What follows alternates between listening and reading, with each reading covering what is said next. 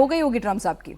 Tension तो आज सुबह से ही हाई चल रही है उनकी, जब पहले उन्होंने अनाउंस कर दिया कि मैं क्वाड के लिए इंडिया नहीं आऊंगा। ये यहीं से अपनी इनसिक्योरिटी जता रहे हैं कि भाई जहां चाइना उसका मेंबर भी नहीं है, तुम्हें क्वाड की मीटिंग आने से कौन रोक रहा है। लेकिन उन्होंने अपना वहीं स्पष्ट कर दिया कि मैं क्वाड की मीटिंग में नहीं आऊंगा, आउटकम जानने से पहले कि इंडिया चाइना के जो डिस्कशन है, जो बायलैटरल टॉक्स हो रही हैं, उसका क्या आउटकम निकलता है। तो क्वाड में ना आने का उनका निर्णय पहले हमारे पास आता है और फिर हमारे पास आता है कि मोदी जी और जिनपिंग की क्या मुलाकात का क्या क्या नतीजा रहा। अब बहुत ही गौर फरमाने वाली बात है बेनाज जी कि इतना बढ़िया आउटकम निकल के आया है। हमने जितना, मोदी जी ने जितना एम्फसाइज नहीं किया है, जो आप बार बार सिक्योरिटी की बात कर रहे हो, मोदी जी ने जितना एम्फसाइज नहीं किया सिक्योरिटी को, उससे कहीं ज्यादा जिनपिंग जी ने सिक्योरिटी को एम्फसाइज किया है। जो उन्होंने बात करी है कि we have to be committed to being partners and not rivals. वो अब ये भी बोल सकते थे we have to be committed to be partners, लेकिन स्टेटमेंट की गहराई देखिए, we have to be committed to be partners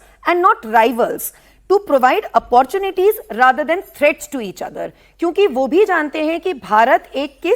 क्या एक साइकोलॉजी से वहां पे मोदी जी बैठे हैं, क्या पूरे देश की एक साइकोलॉजी चल रही है, कितना मिसट्रस्ट है चाइना को लेके, जो हम बात पहले भी करते आ रहे हैं। तो इसीलिए उस मिसट्रस्ट को ओवरकम करने के लिए, देखिए स्टेटमेंट एनालिसिस की जो आप बात कर रहे थे, ट्रंप एक एक स्टेटमेंट का एनालिसिस कर रहा होगा, पूरा वर्ल्ड एक एक स्टेटमेंट का एनालिसिस कर रहा है। जिनपिंग की स्टेटमेंट ये भी आ सकती थी कि we are committed to being partners and provide opportunities, लेकिन उन्होंने साथ में जोड़ा we are committed to being partners and not rivals, we have to provide opportunities and not threats. Emphasis देते हुए कि भाई जो हुआ सो हुआ, डोकलाम हुआ, गालवान हुआ, जैसे कि अभी इन्होंने, वैभव जी ने भी कहा कि आर्मी रिट्रीट हुई, लेकिन आज हमें अपनी बायलैटरल टॉक्स आगे बढ़ानी है, हमें मल्टीलैटरल वर्ल्ड का क्रिएशन करना है। इतने बड़े मंच से, एससीओ के मंच से पुतिन जी आते हैं और इस चीज का ऐलान करते हैं। अभी हमारी कल भारत और रशिया की भी टॉक्स ड्यू हैं।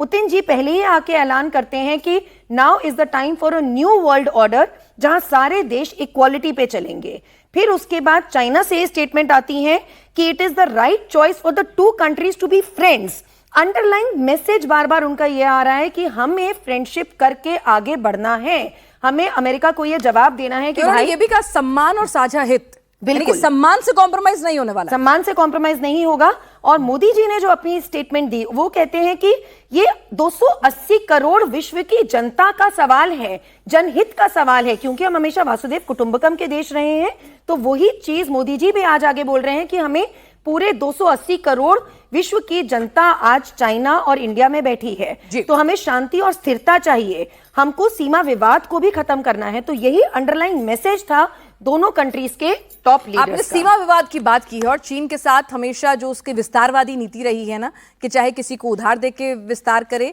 या फिर कहीं पर अपनी हेकड़ी दादागिरी जमाकर